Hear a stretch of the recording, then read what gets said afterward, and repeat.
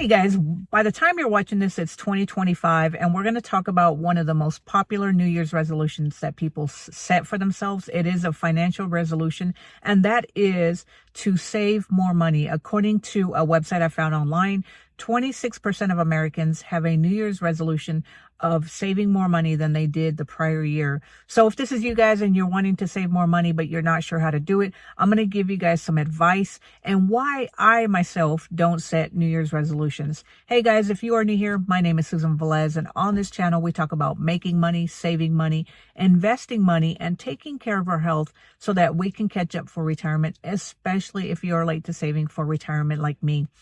So yeah, guys, I don't set New Year's resolutions, and I've never been a big person or I've never been a huge advocate of setting New Year's resolutions because statistics show that most people don't even keep their New Year's resolutions. Instead, what I do is I set goals. I know what I want to achieve. I set a realistic goal in hopes of being able to achieve that goal. And I don't try to compare myself to anybody else. I just set my goal and then move forward. And that's what I think has helped me put away as much money as I have in the past couple of years since I started trying to catch up for retirement, trying to save as much as we can. And it all comes down to just knowing what we want to achieve. And I'm going to share with you guys what you need to do if you are not a New Year's resolution setter, if you just hate New Year's resolutions and you just you're not the type of person who sets those. I don't disagree with you. I don't think that it should be a New Year's resolutions goal. I think it should just be just a typical goal that you are comfortable with. And I want to share with you guys some tips.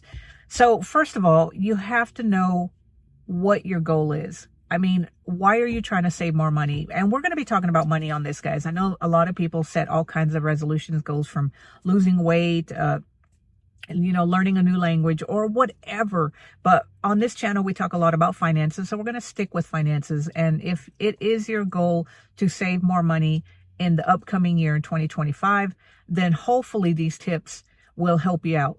So the first thing, guys, like I said, you have to know what your reason is. Why do you want to save more money? Are you trying to save money for buying a new car? Are you trying to catch up for retirement like me? Or you just want to build an emergency fund? That way, if anything happens, you have a little bit of a buffer that you can withstand. If your washing machine breaks down, your car breaks down, or you just have to get a new, older, used car, you'll have the money that you can tap into instead of having to get yourself in a financial mess because you didn't have any money set aside. Regardless of what it is, guys, the first thing is knowing that why it is that you want to save more money. And once you have your why, I recommend writing it down on a piece of paper and putting it somewhere where you can see it every day.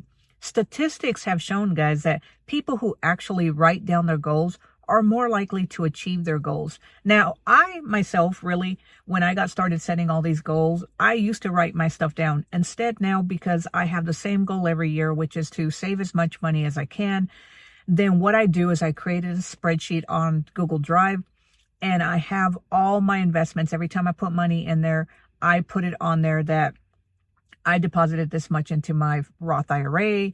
I contributed this much to my investments. Whatever it is, I have a little spreadsheet and I look at it pretty much every month, knowing that at least I'm saving enough money. So writing down the goal, while it is a great thing, I personally do a little bit of both. I have written the goal down of what I would like to save in 2025, but I also have a brand new spreadsheet, like a blank canvas. And as soon as I save money, I fill that spreadsheet up, and it gets me motivated to continue filling it up as I see my progress continue throughout the months of 2025 or 2024, whatever it is. The second thing is, guys, is don't compare yourselves to others. I know it's so easy to jump online, social media, or anything else and hear all these people who saved all this money in 2024 or made so much money online or earned this much money from their salary or whatever it is. If you're comparing yourself to somebody else and you don't earn a lot of money, it's enough to get really motivated. I mean, yeah, there are a lot of people who make a lot more money than I do. I'm not going to sit here and say I make a lot of money. I don't. But it's not a matter of comparing yourself to anybody else. You're running your own race. So what if you're a competitive person like me and you want to compete with somebody? The best thing to do is to compete with yourself. So if last year you saved $10,000 for the year, try to see if you can save $12,000 this year. See if you can outdo your performance from last year instead of trying to compete with somebody else. Because as soon as you start competing with somebody else, it can be really demotivating, especially if they earn a lot of money. And then the third thing that you can do in order to reach that financial independence or to reach your goal of saving so much money in 2025 is you have to learn how to delay your gratification. One of the things that is very hard for a lot of people, myself included, guys, is that when I want something now. I mean, we live in a society where it's so easy to get online, order something on Amazon today and have it tomorrow. But if you really want to reach your goal of saving so much money in 2025, and maybe 2024 wasn't as good as you had hoped it would be, that you would be able to save, then it's time to start delaying your gratification, meaning that you have to learn how to tell yourself no. I know, most of us don't like to tell ourselves no. If we want something, we want something now. But you have to understand the differences between needs and wants. So if it's not something that you have to have right then and there and you haven't budgeted for it, then maybe it's time to start delaying your gratification. Put it in the shopping cart. Wait a couple of weeks. If you still want it after a couple of weeks of waiting for it, then at that point, if you have the money and it doesn't break your budget, then it's time to go ahead and go forward and buy it. But if after a few weeks you've decided it wasn't that important, maybe you don't need it after all, then there's no reason to get it. Just keep the money in your high yield savings account, your investments, or wherever you're putting your money to help you reach your 2025 goals. Another thing, guys, that I think is so important, and one of the things that I never used to do, is to always make sure that you're getting the most bang for your buck. And what I mean that is that I know I have my money in high yield savings account in Goldman Sachs.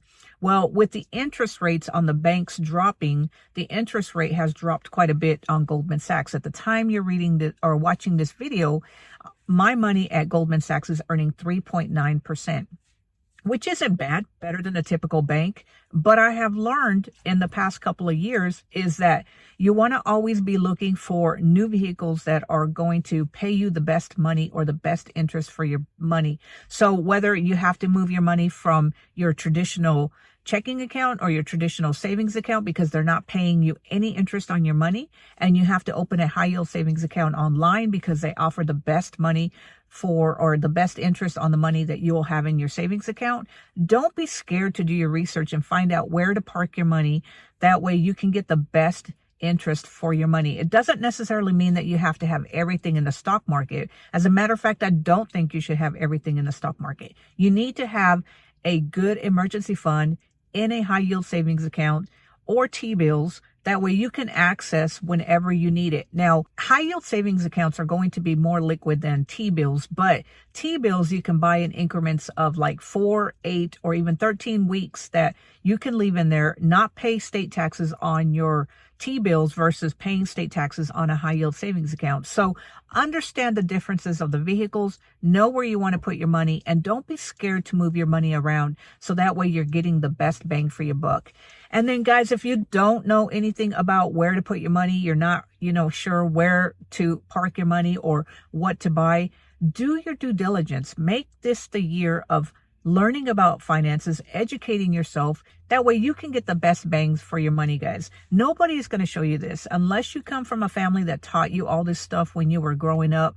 Chances are you're like me. You have to go to YouTube. You have to read books. You have to listen to podcasts. You really have to learn about finances. And like I said, guys, nobody is going to care about your money the way you care about your money. So those are the tips that are going to help you. Hopefully, if you implement them, will help you save more money in 2025 than you did in 2024. And if you did have a good savings goal of 2024 and you met that, that's awesome, guys. And if you can't beat that, then at least try to achieve that as well too, guys. Try to just keep improving your finances every year. I mean, that's all you can do. Anybody who tells you that getting rich is a fast way, there's a fast way to getting rich, is lying. There is no fast way to getting rich. I mean, unless you win the lottery, but the chances of that are very slim. So the best thing that we can do is invest our money, save our money, learn what to do with our money, increase our financial education, and just keep putting one foot in front of the other. And don't compare yourself to others. Nobody is going to care more about your money than anybody else. And if you compare yourself to others, it's just going to make you get depressed because you're either not going to earn enough money, you're not saving enough money, or you're just going to feel really down because you feel like you should be a lot further than you are, especially if you're on this YouTube channel, guys. There's a good chance that you're behind on saving for retirement. So we don't need to be comparing ourselves to others. We just need to put our head down, do everything that we can to save what we can save so that we can retire with dignity. So anyway, guys, if you do have a New Year's resolution, maybe you are the type of person who likes setting New Year's resolutions and you do it every time and you don't break them. Or maybe you're just like me, guys, and you just set financial goals. You know what you want to do and you do it. Let me know down in the comments below. How much do you want to save in 2025? Where are you parking your money? Are you doing an emergency fund? Are you focusing more on retirement? Are you focusing more on brokerage? Let me know where you're putting your money. And until the next time, guys, I will talk to you later. Have a great day. Bye.